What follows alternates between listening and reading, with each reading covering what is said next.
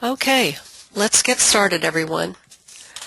We're so glad you've joined us today, and I am Diane West, the Program Manager for Caregiver Quality Assurance at Leading Home Care, and I'll be your moderator. A major concern for many home care companies is how to reduce caregiver turnover. How do you find those candidates who are trustworthy, compassionate, and want to provide quality care? In an effort to provide you with answers, we're thrilled to present today's webinar, Meet PeopleClues, the proven leader of behavior assessments. Founded in 2004, PeopleClues is a leading global provider of employment assessments to help companies like yours hire and promote the right people for the right positions. Leading Home Care began a partnership with PeopleClues as a reseller of their assessments in 2006. Recently, PeopleClues became a division of PeopleMatter. During our 45-minute webinar, you'll learn how job fit, or the lack thereof, is impacting our economy. Job fit information how it helps you screen applicants to find better candidates. How the attitudes assessment can alert you to possible counterproductive behaviors, and how an established home care company uses the assessments to reduce turnover and improve client satisfaction. Now I'd like to tell you about today's speakers. Megan Graves is the Human Resources Manager for Continuum, a highly successful home care company in St. Louis. Megan has worked in HR and recruiting for healthcare, IT, and home care companies and has been with Continuum since December 2012. Leading Home Care has worked with Continuum as an assessment customer since June 2007. Julie Moreland is the founder of PeopleClues. With 22 years of experience, Julie is a nationally respected authority on assessments, and as Senior Vice President leads the PeopleClues division of PeopleMatter in providing behavioral assessments designed for measuring job fit, attitude, and level of engagement for candidates and employees. We welcome your questions throughout the webinar. To ask a question, locate the questions window in the GoToWebinar control panel, type in your question, and hit submit. We'll get to as many questions as we can during the Q&A session after the main presentation. And also, we are recording today's webinar, and we'll post it to the caregiverquality.com website within about 24 hours. We'll send you an email when it's available in case you'd like to review it again or forward it along. I'm delighted today to welcome Megan and Julie, and will now turn the program over to you, Julie. Great. Thank you so much, Diane. Very nice to be here. Welcome, everyone. And we're going to go ahead and dive in, and let's take a look at some staggering statistics to kind of get us kicked off here. A lot of you probably follow the same polls that Gallup puts out every year showing level of engagement or lack thereof, and it gets written about in blogs and articles and things all the time. What's really interesting about this is this kind of 70-30, 70% not engaged versus 30% engaged. This has been pretty consistent for 12 years. So if we're putting so much time and energy into blogging, writing, training, developing, why is the needle not moving to help us actually improve this number? Because this is very, very significant. What we want to talk about today is, are there some things that we can do to actually help move the needle?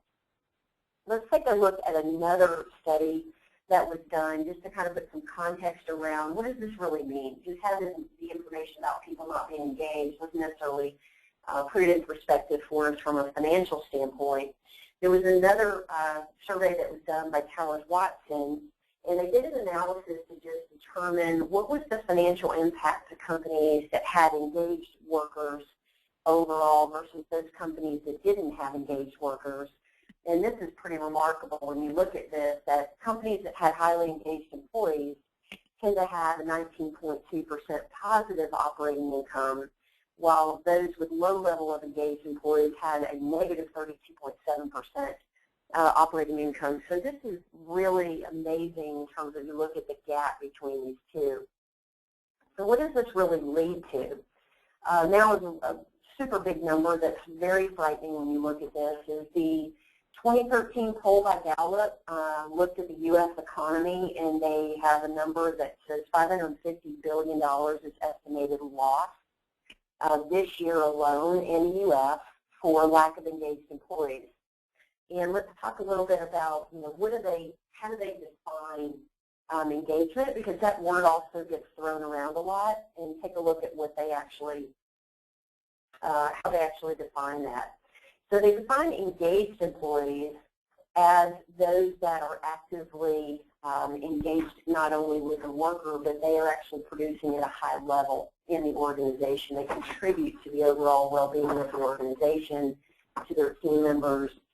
Not engaged employees are ones that are maybe just sleepwalking, not contributing. And then you have actively disengaged employees who are actually a detriment. They're actually doing the damage to offset any positive things that might be happening with engaged employees. So let's also take a look at what is the overall impact then to the candidate pool. So if we think about all of these candidates out there, particularly the way the economy has been in the last few years, we're very familiar with the downturn. But what's been happening underneath the surface is you have millions of applicants, millions of people who are out there desperately trying to find a job. They'll actually interview for just about anything because they really need the work.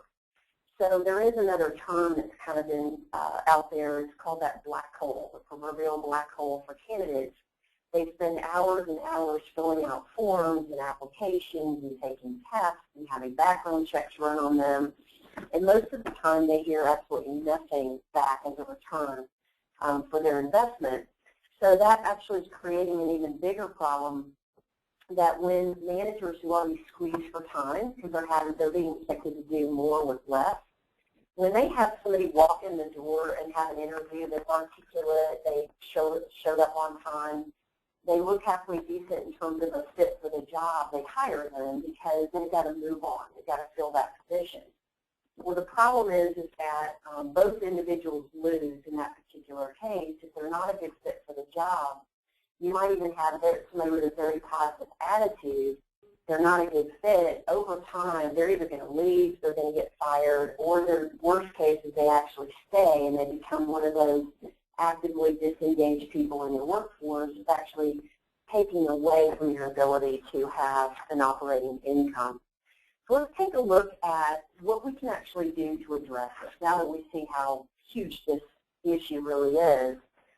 Let's take a look at what Gallup says. So we go back to Gallup, and they've identified the 3 ways to accelerate employee engagement. And that very first one that's mentioned there is select the right people. Then, of course, we get the right people in, then we can develop those employee strengths, and we certainly want to invest in their well-being. Now, again, none of this is new, but we've got to figure out a way that it's not new. What can we actually do to improve the situation? I'm going to actually mention another gentleman you all may be familiar with, but Jim Collins actually wrote the book Good to Great. His famous phrase in that book is get the right people on the bus. So if we think about all of the things that we could be doing, giving people better benefits, giving them better work hours, investing in their well-being, giving them training, we can spend all of those dollars and all of that time, but if we don't actually have the right person on the bus and the right individuals in our organization, that money is just being burned, and it's not going to help us get more effective.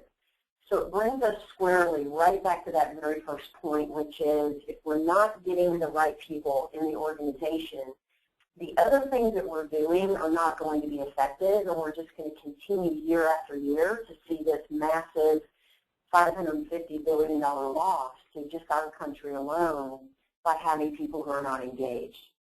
So let's really talk about what we can do, and what does it mean to measure job fit and job satisfaction. Just take a look at that. The 3 areas that have the most influence on fit and job fit and whether or not somebody's satisfied in their job are these 3 things. The one there at the top, company fit, this is really about whether or not somebody has an excitement for your organization, they have a desire to do this type of work, they like where you're located, they like their team members. This is really just that attitude. Is it positive around you, your company, the environment, the type of work that they're going to do? And this is really something that's fairly fluid. We can actually influence it in a positive way, and we can certainly influence it in a negative way by bringing somebody in who is positive, that over time we've put them in a toxic work environment, or we've put them in a job that they don't fit. So company fit's a little bit more fluid. And then we look at skills fit. Skills fit is the thing that most people focus their time on. This is what's on that resume. Do they have a certain certification, whether it be like certified nursing assistant? We check those things out, their skills, their background, their experience. This is the most fluid thing we have, the thing that we can have the most impact on, because as we all know, somebody could be a very, very positive individual. They could have a lot of engagement and want to do a good job, and if we train them and give them skills, they can become a very productive member of the team. So skills change all the time, and experience changes all the time. So that one's fluid. That lower left-hand side there, job fit, which is really personality, behavioral, cognitive learning, these things are really stable over time and have very little change once someone is in their teenage years. So this one's harder to fix, harder to change, and we're going to focus most of our time today talking about that particular area and how do we measure those things that are stable and match them up to jobs. So we've certainly got to have all three of these in order to know that we've got somebody that's a good fit for our particular job. So let's put this in perspective, because this so far is all words and, you know, it sounds important and everything, but we need to humanize job fit. Why do we care? Why do we really care beyond the dollars that we talked about and how job fit is negatively impacting our economy? But what does it mean to the individual? So let's assume that we've got our person here, and we'll call her Pat. And Pat has a really positive attitude. She's highly engaged. She wants to be here, excited about being here. And so she starts out really excited. But let's say that she's got one little ingredient about her that doesn't fit the job. And this is very common because it's very rare we have perfect job fit. But let's say that she is a home care assistant, but she's not quite that detail-oriented. So it's not bad, but there's just not quite enough detail orientation for her to be that detailed with forms and things that she needs to fill out. So if we think about she's not as detail-oriented as she needs to be, she has to remember during the day to take care of the details, because that's not a completely natural way for her to do things. So imagine that's like her carrying around a glass of water during the day. A certain part of her energy has to remember the glass of water, to sit it down, and then if she needs two hands to do something, and pick the water back up. That's the same amount of energy she's got to remember to take care of the details. Because it's not natural, so she has to remember to do it. So she can do that. That's no big deal. She'll be very productive and very happy employee with that one little issue that she needs to remember to do. But let's say that we add a second area of her core traits and behavior that's not quite a good fit for the position. Let's say this time she's not quite as extroverted as we need her to be as engaging and communicative with her particular patient. So again, maybe it's not a terrible fit, but it's not a great fit. And she has to remember to be a little bit more friendly, a little bit warmer during the day. That's like giving her a backpack, a heavy backpack she's going to put on. She's going to carry around with her all day long. And she's got the glass of water, which represents remembering to be detail-oriented. So what we've done is we've strapped her with some energy drain during the day to remember to be these things that she's not naturally a fit for. Let's now introduce what's the most common situation. Is she could get by with the water and the backpack. She could just keep doing her job, and over time it's a little bit tiring, but she can do it. What mostly happens is we have a third ingredient, some third element that is not a great fit. And let's say in this particular situation, she's not very tough-minded. And when patients don't really want to take their meds or there's other things they don't want to do, which they really need to because it's in their best interest, she's not that comfortable pushing them and being direct and tough enough in those situations to take care of it. So poor old Pat here, what we've done is we got the glass of water, remember to take care of the details. We got the backpack, remember to be a little bit warmer. And now we've added the component of she's got to be a little bit tough and direct, even though she doesn't feel comfortable doing that, is now carrying around a chair. So imagine Pat's got a glass of water, a backpack, and a chair. She's carrying around all day. This is what it feels like to be in a job that's not a good fit. It is draining, it's exhausting, and it doesn't just stop with Pat. So now let's see, what else is impacted by the fact that she doesn't have a great fit for this job? So as you can imagine, she's actually now in the center of her universe, that she's impacting her coworkers. It's going to impact her performance on the job over time, which impacts her employer. And what do you think is going to happen in the evenings? Is she going to have all this great energy because she loves her job, that she's going to now give it to her family, her friends, she's going to volunteer in the community? No, what happens is when you have that fit, you're exhausted at the end of the day. And when you get home, you're not really looking at how can I help other people and do things for them, because frankly, you're resting up to get ready to go in and do that job again the next day. So it is impacting everybody around her. And this is where we get that $550 billion loss every year, is it starts with every single individual, whether or not they're a good fit, not a good fit, and are they able to contribute to their employer and to their life. And that basically impacts everybody.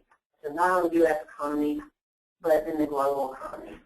So let's now take a look at what is the process for determining fit. Where do we go from here now that we know what the impact is? Well, what we want to be able to do is create a system where we have individuals coming in that left-hand side. They get assessed once. And then we take that data and we compare it to the type of job that we're asking that person to do. So a good analogy on here is a process that works really well. Is think of it like a tailor, and all of us are going to go and be a part of a wedding party. Very exciting, big wedding. And we're all going to go to a tailor. And let's call the tailor Joe. Okay, we go in to see Joe. Is Joe going to use a different measuring tape for me versus Diane or anybody else on the webinar today? No, Joe is actually going to get the measuring tape out, take our leg lengths and our height and our shoulder width and all of that, and he's going to write all of those things down regardless of who we are. Everybody gets the same measurements. And then he's going to go apply those measurements for what he needs to make for us, whether it be a suit, a dress, pants, whatever the case may be. Best practices for assessment the same way. Everybody comes through the same process. We get core measurements, and there can't be bad measurements. They're just measurements. When we actually get to determine if it's a good measurement or bad measurement is when we compare them to a particular job and what that job needs. Then we can have that fit. So we want to be able to use those measurements throughout the process, whether we be screening them, lateral moves, looking at them to maybe go into leadership. Once we have those measurements, we don't have to get them again. And that's what we want to have in terms of best practices. So now let's take a look at some measurements. So let's take a couple of folks. We're going to think of Gina and Sally. And we're going to think of Gina and Sally for just a couple of the scales that we're measuring, just so we can give you kind of an idea of how this works and the science behind it. We've got a couple of scales here for behavior. One conscientious, and then the other one is team. On the left, we've got Gina. The right, we have Sally. And so Gina on conscientiousness actually is on the upper end of the bell curve of all people. So this is a normal curve. And that means she's actually more detail-oriented than most of the population. Sally, on the other hand, is on the left-hand side of the bell curve, meaning she's more comfortable with sort of winging it when it comes to details and planning. She's more comfortable being interrupted than Gina is. So she's on the left-hand side of the bell curve and lower than average on that scale. Then we look at team. We see Gina, according to all people, is very much on the left-hand side extreme. She's very individualistic and competitive. While we have Sally on the right side, who tends to be more collaborative than the average population. These are those measurements, and right now they don't actually have a good or bad mean. They just are. This is who they are on the bell curve, and that doesn't change. Where the power comes in is we need to then compare those measurements to what does this job mean. So we've pulled up a nurse assistant, and now we're introducing a job benchmark. The benchmark is underneath that bell curve, giving us a guide, a regular green, meaning where do we need people to be to have the best fit for nurse assistants.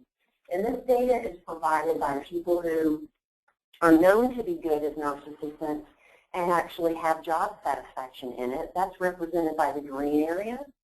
The red area represents where we tend to see people score who don't actually have high performance or don't have good job satisfaction in this type of work. So if we look at that top scale, conscientious, their scores on the bell curve don't change. They're going to stay where they were on the bell curve, but what changes now is where do we need them to be a nurse assistant? Well, both of these individuals actually happen to be in the green. They're just on the opposite ends of that green spectrum, but they're both in pretty good shape when it comes to the conscientious levels that we need from their behavior. When we look at team is where the issue comes in here for Gina. Gina has that very individualistic, competitive component to her personality, and that is in a red zone. For nurse assistants, we typically don't want to see that extreme of a trait on team. Whereas we see Sally, she's very much up there in that green zone, and therefore her overall job fit percentage at 93, she's a better fit for this position than Gina is at a 79. So that's great information for us to know if we were actually screening these two people. And let's say all things equal, they have the same background and experience, same certifications. They both were very pleasantly interviewed, great attitudes in terms of their interview, but one has a better fit to nurse assistant than the other. So now let's take a look at Gina all by herself. So she didn't have a great level of fit for nurse assistant, but what happens when we compare her to home care assistant? And now we look and see here, the home care assistant has a different benchmark for success than nurse assistant because there's some pretty big differences in those jobs. So let's take a look at that team scale there, and that one is really big. So where we saw her level of independence before, now it's actually okay for home care assistant. The reason is they have to be more independent. They're not in that home working with a team of people. They're in that home on their own, and they're the one that's really in charge of that situation in that environment. So having that level of independence actually is going to work out okay for Gina, and that actually is a little bit better fit for her than nurse assistant. And then likewise, when we see up there in that detail orientation, look how much further the green is over to the right of the bell curve. In that home care assistant role, again, you're kind of on your own, and you actually need a higher level of detail orientation in order to be able to manage that job more effectively than a nurse assistant position where you have a little bit more people that you're collaborating with and having help you out.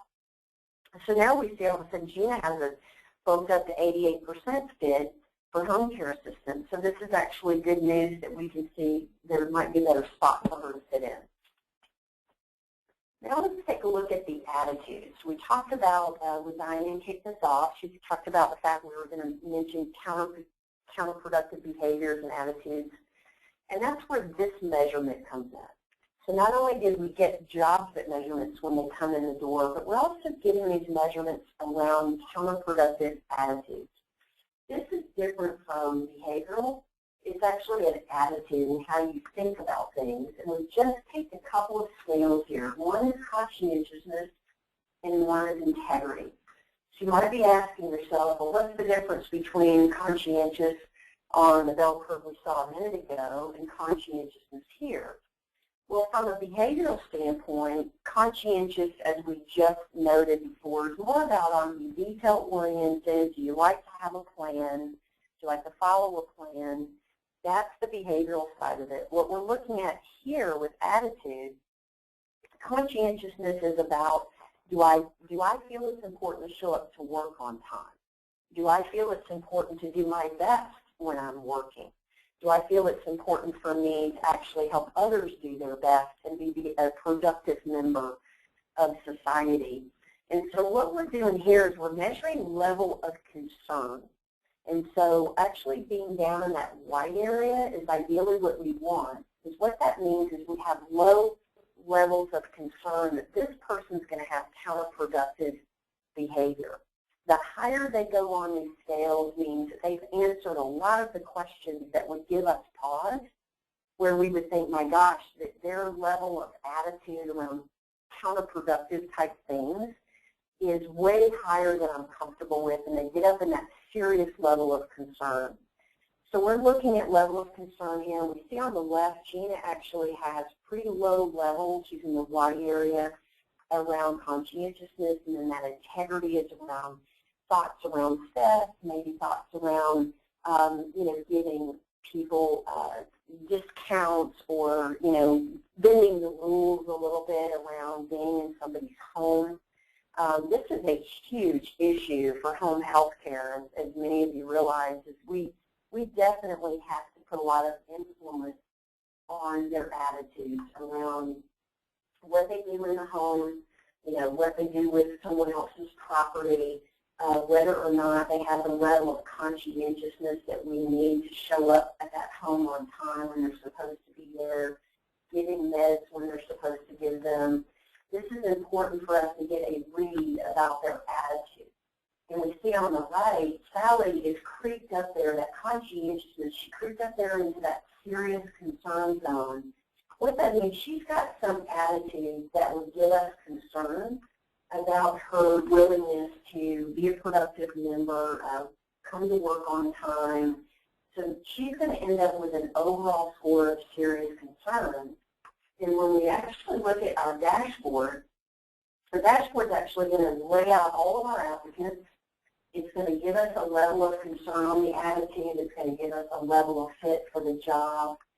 And this is going to allow us to sort and sift through applicants and figure out which ones we feel like we need to go into an in-depth interview. And that's when the power of the data and actually having everybody come through and get the same data on everybody continues to become more powerful. Let's say that we actually thought Gina in the interview and her background, we felt like was a better candidate for nurse assistant, even though she had an area down there in terms of job fit that was a little bit questionable because she was in the red. But let's say we wanted to interview her anyway. So the assessment, when we dive down into our dashboard and then have a report, it's going to give you the smart behavioral questions to dig into the potential issues. In the interview, we could spend a lot of time trying to figure out what we should be asking Gina. Why not let the system tell us where would we be best using our time in the interview with Gina? It's going to get right at the heart of the issue. She tends to be individual, competitive, and she likes individual rewards, and we would have seen that in her report. So look at this question. Tell me about a time when you felt like you'd gone above and beyond your job and didn't get recognized for it. Because the reality is that's what's going to be an issue for her. So let's arm our hiring managers with really great questions to get to know Gina better in the interview. So that's what's going to happen there on behavioral. And let's not stop there because we have this data.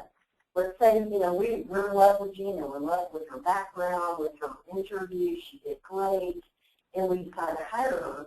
That data is sitting out there. Let's create an onboarding report. We just have to run it, can email it right to the new supervisor, and say, let's let that supervisor get to know Gina much quicker by having these core strengths of hers.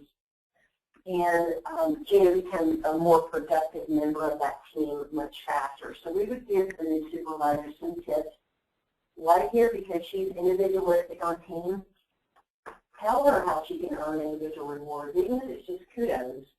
what are the things that she could do on the job that would have people give her that proverbial pat on the back and tell her how good she's doing, because that'll be more motivating to her over time. And remember Sally? Now, Sally didn't get the job, so we picked Gina, and then there were a bunch of other applicants that didn't actually get this job. We shouldn't leave them out. Remember when we talked about at the beginning that big fish pond and all the fish in it and how bad the experience has been for candidates for years now? They've been abused with interviewing for hours and they never hear anything back, a black hole. Well, guess what? We had that data on them. So we got the assessment data. We actually happen to know where their strengths are. So why don't we give back something to these individuals that will actually help them? So what we do is we take the data, we pull out the areas that we saw that were strengths for them, and we actually give them tips on how to phrase that and put it into their resume, actually how to better prepare for interviews based on their strengths. So we're not making up their strengths. These are the strengths that they had. We're just helping them articulate them better and who they are in the resume and in their interview. So we're giving back something in return for their time, and that has them have a much better experience with our brand, because our brands, as we all know, are very important. We spend a lot of time marketing our businesses and putting the word out there about how good we are. You also want your candidates to have a positive experience with you. So that's what we do for them. Let's do a quick recap before we go into our interview, which is what we're really excited about, having some time with Megan. So a quick recap. We noticed in the beginning we've got this massive 2/3 of our employees in the United States are not engaged, and that is just mind-boggling. And we saw about how that impacts the economy in a big way. The second thing we really talked about is assess once. The power of assessing once is we have data that we can then utilize for multiple purposes, very positive purposes, with our organization, rather than giving different kinds of batteries of tests and we give different things to each person. We want to assess everybody the same way, just like a tailor, and then use that information when we need it in our process. We want to make behavioral science easy, because it's our job to actually make this a system that anybody can use. They don't have to have any special training. So we give them those behavioral questions and make it very quick and a positive experience, not only for your admin, hiring managers, but also for those candidates. And we want to give them some value back. So that's what we've basically been focused on so far.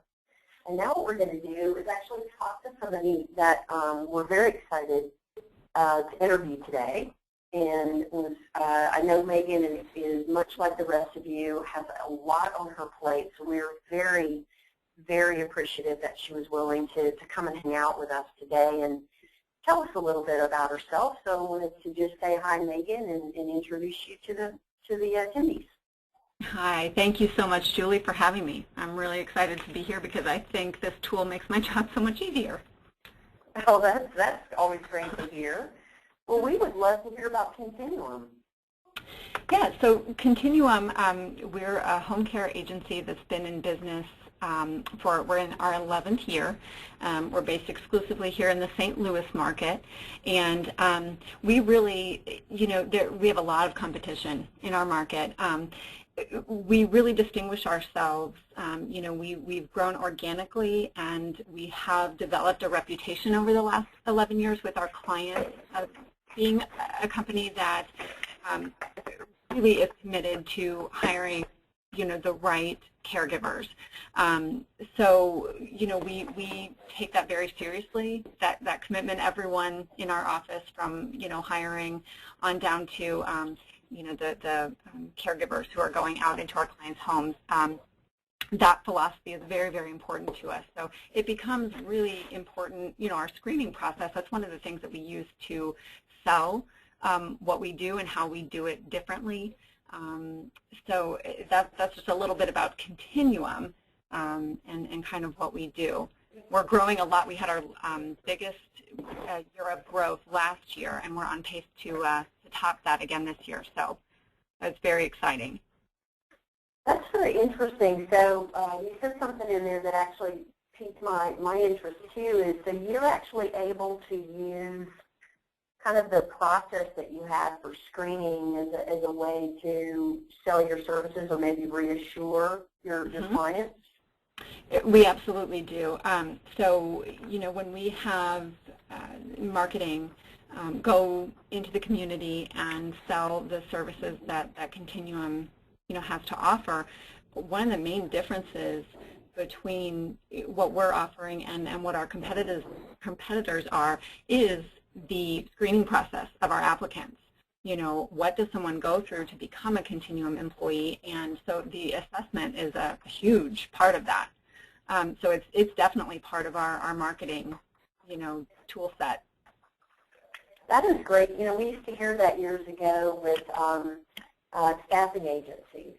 So when we would be dealing with staffing agencies, and many times they were private brands, the assessments would just become part of their process, and they were actually going out and getting clients because they were showing them the reports in the process, and so that's interesting. I wasn't aware that was an added benefit. So Absolutely. That's pretty cool to hear. Yeah. Well, what would you say maybe the key challenges might be for you? It sounds like you guys are growing really fast, and things that are kind of challenges for you right now. I would say, we are growing, and so that means that we're always hiring. But of course, for us, it's not just about, filling out an application and you have some availability and great, we're going to send you out into a client's home. So the hiring process, and because of the standards that we have, it means that we are, not hiring a significant percentage of the applicants that we receive. So I would say, hiring, screening is certainly a challenge for us. And then, turnover. Obviously, in this industry, it's, statistics that I'm familiar with put it anywhere from 60 to, close to 100%, depending on, in healthcare generally, but in home care specifically. So turnover is a huge problem industry-wide and for us specifically. And our turnover rates have actually been consistently lower than the national averages. And I think a big part of that, it's still something we struggle with, definitely, but I think a big part of that is this data that we're getting in that help us not only in screening, but how do we use that beyond hiring someone to make sure that they are engaged and in the right job. That's great to hear. I can't imagine how challenging that must be to have that kind of turnover, in the industry, particularly how important this job is and becoming, as we age. I'm not speaking for myself, of course, but as we all are getting a little bit older, and these services are going to be more and more needed and important even going forward. And I think that you, the first time that we met, you've had an interesting background having come into this industry. I would love for these guys to hear about that. Yeah, absolutely. I think, my perspective is a little bit different. I think it's an interesting one, though, and I've certainly had an education. I've only been in home care with Continuum for the last, 9 or so months. But the previous 5 years I spent in IT, which I don't know if anyone, is too familiar with that industry, but it's pretty much the opposite in terms of hiring, the opposite of home care, what we're looking for. Recruiting and screening, it's challenging no matter what the industry. But in IT, really, if you could find an applicant, a candidate with the skills and experience, kind of how you were talking in the one slide about, what needs to line up and the fluidity of the various things that we look for in hiring, skills and experience is paramount in IT. If I'm going to hire a programmer to go in and do a job for a client, I want to make sure that he or she has the academic credentials and the experience and can create a working program. It doesn't really matter too much about the attitude, of that person, the personality specifically, because most of the time they're going to be behind, a computer terminal, not having much interaction. Somewhat different in some other, obviously there are other roles that are more business facing in IT too. But coming to home care, that's the exact opposite. Home care, it is, as you were demonstrating before, the skills and experience, that can be, those are all teachable things. Of course, it's great to have someone who might have, various health care certifications, but as I have learned, certifications do not make a good caregiver. It's much more about the individual attitude and the personality of the candidate in home care. And so that's been really, really interesting to me, just on a personal level, to kind of learn that. And what's been nice is that Continuum, as a longtime customer, I didn't have to come in and advocate, we really need a tool to help us with this. We're on board, and that they already had this relationship and this tool available for me to use has been really, I'm grateful for it. That is really interesting, and I in the past had actually used IT as an example. Sometimes with jobs you need, the skill set just totally trumps everything. Where if you've got to have somebody that knows how to run a nuclear reactor, or and not that sinister, right? As I've got to have somebody that knows Java, and how to write certain programming language. That can actually be the most important ingredient, and you sort of just put up with, the personality of the person if they're not a great fit. Where absolutely. In healthcare, it makes sense that the attitude of the individual and that fit is going to be much more critical, because that's really where the value lies in, is somebody that's trusted, show up on time, how they do what they're supposed to do, while they're there. Right. That makes sense. Absolutely. So I appreciate you sharing that. And what we're going to do, we're going to jump into a very, very short demo. And then I believe Diane is collecting questions from people out there that are typing in questions. So we'll let her kind of get that organized and think about teeing up some Q&A for us in a minute. I'll do a very quick, 4 or 5 minute demo, and then we'll pop back into to Q&A for everybody. So I've got just pulled up a screen here of the dashboard, and one thing to kind of note here is this can be private branded, so logos and look and feel and things like that at the top. For a lot of companies want candidates to actually feel, again, at home, that they're there with that caregiver organization, and that's an opportunity to brand that. And I'm just going to type in my login here, and we'll go into the main dashboard. So what you'll be able to do when you come into your main dashboard is you'll be able to see your latest applicants, what job they applied for. We've got a recent invitee here, Rachel Real, nurse assistant, what job fit was their attitude. And you can kind of sort and sift on these columns, so you can kind of bring people who fit the job the best up to the top. And certainly you can drill down in to kind of get an idea for a particular, maybe a location or position that you're filling. Everybody that's in the system for that one, maybe you see somebody like Rachel and you go, oh, there's the best, looks like the best overall fit here.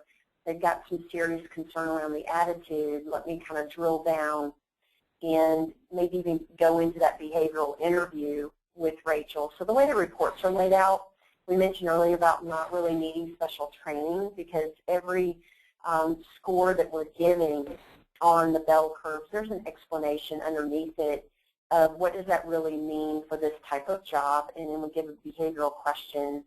And there's additional behavioral questions that can be run as well on any particular individual. But this is really a nice way to start that process of reading about Rachel, kind of getting a little bit more detail about where she scored on different places. We see here that she's really not a rules-oriented person. She's in a red zone there. It's actually going to flush that out for us in this behavioral interview question. And then we also have internal faking scales that are inside here to let us know if the person was actually exaggerating themselves or not, or if they answered the questions in a straightforward manner. So all of those are really great safeguards for us to take a look at these applicants.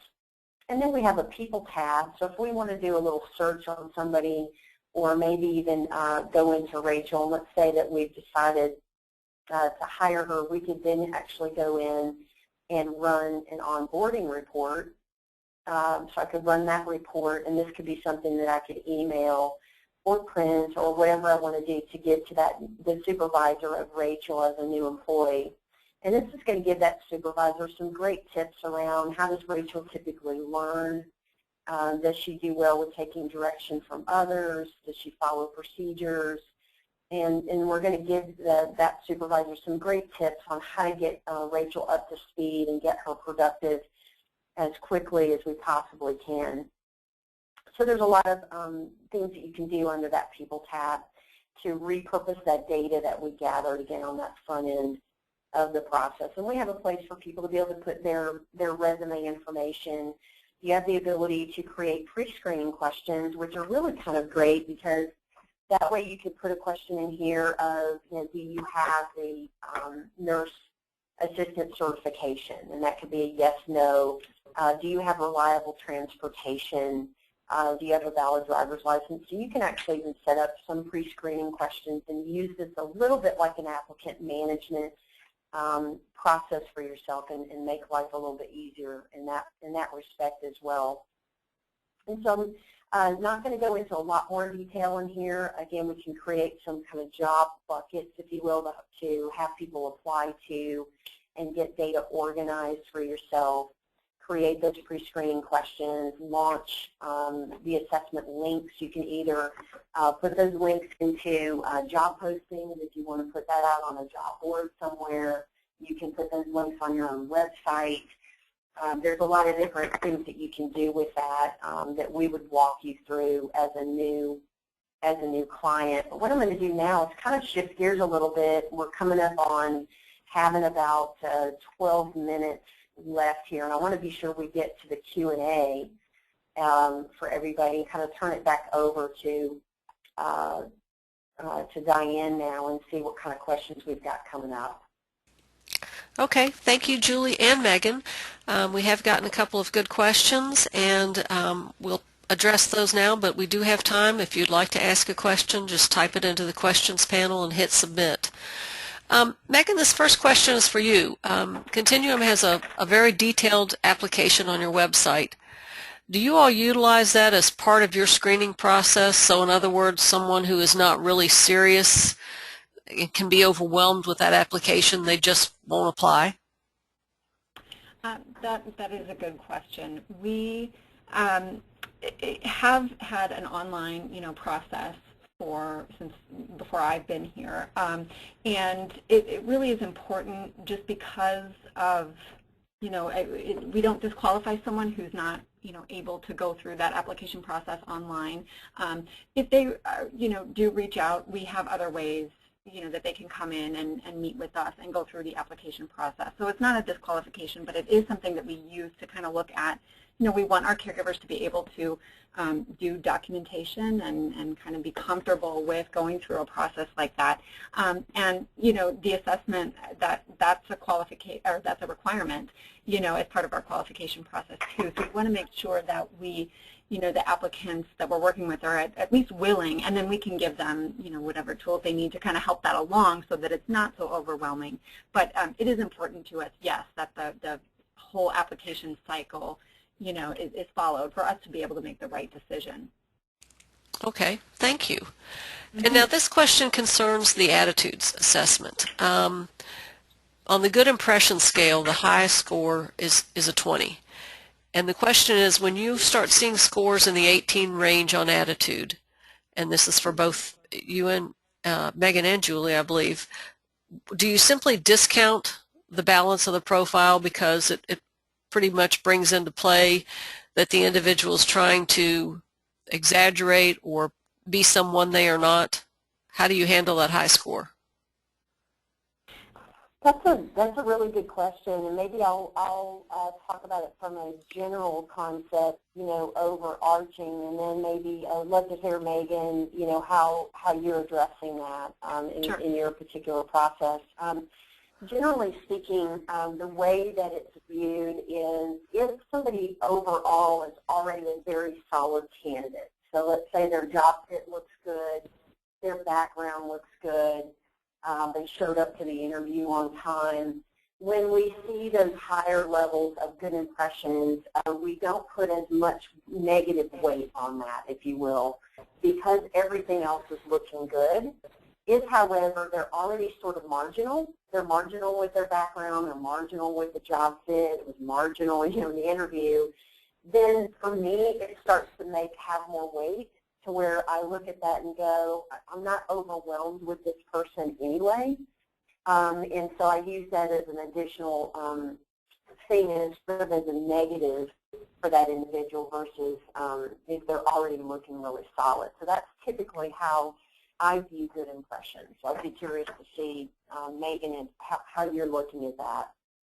Right, and I think that's pretty much the way, that we're using it as well. So the good impression, it's something that I note for sure, and just kind of for further investigation. It's certainly not something that I would use as an immediate disqualifier. If, as you said, Julie, if everything else is looking pretty good, and then the face-to-face interview does add, another layer of really good information. So, I'm always conscious of taking this data, and that's why we require applicants to complete the assessment before coming in to meet with us, so that I'm already armed with some level of information, about this person beforehand. And so we make a decision using all of the information that we gather. With good impression, though, it is very much a if things are looking good overall, that might be something that we discount a little bit in an overall decision versus, someone who just has a lot of red flags that I'm not comfortable with overall. I would kind of, be less inclined to pursue that person. And this will be interesting, I think, for our audience, is because of the desperation, and I use that word literally in the past few years, of people that are out of work and they're trying to feed their families, we have seen a dramatic increase in social desirable responses and good impressions, because people are trying so hard to get a job that, they really are trying to put their best face forward.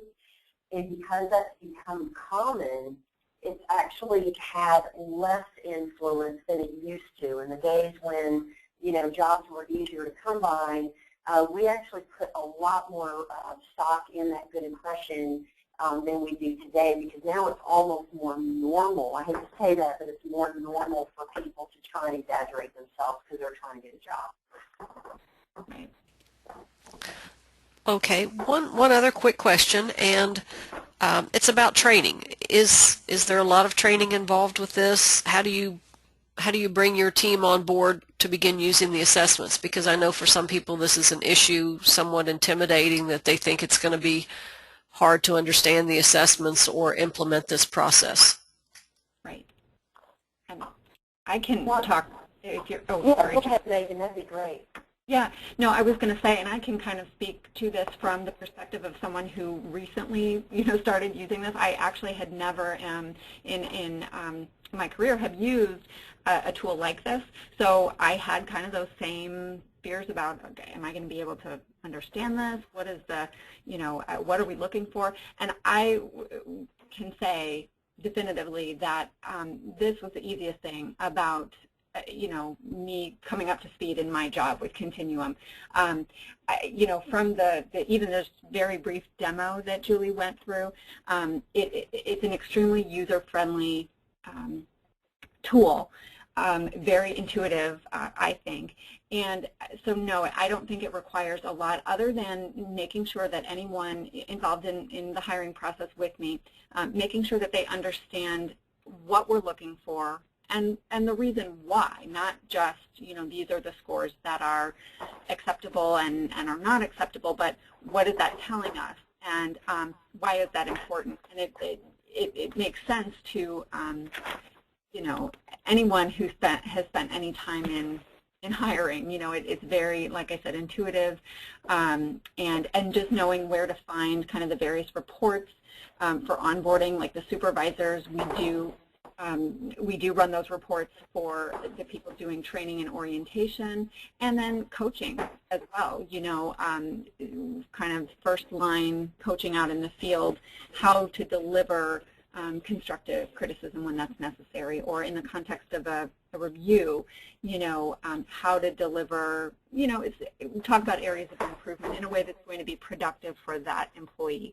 From the beginning in interviewing, what interview questions are going to help us get to maybe a better feel for this person and maybe why their score was a certain at a certain level.